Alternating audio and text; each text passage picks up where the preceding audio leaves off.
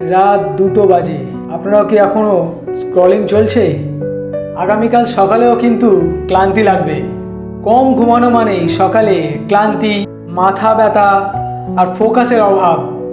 এটি ধীরে ধীরে আপনার হরমোন, ওজন এবং ইমিউনিটিকেও নষ্ট করছে। এই উইকেন্ডে চ্যালেঞ্জ নিন এবং আপনার ঘুম ঠিক করুন। রাতে ফোনকে দূরে রাখুন।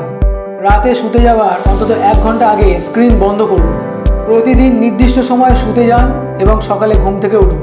এমনকি উইকেন্ডেও সন্ধ্যার পর থেকে ক্যাফাইন জাতীয় ফুড এড়িয়ে চলুন।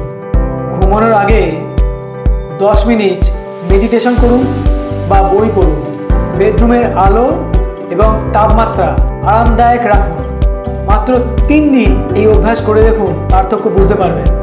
আপনারা কি এই উইকেন্ড চ্যালেঞ্জ নেবেন? কমেন্ট করুন স্লিপ এবং শুরু করুন আজ থেকেই।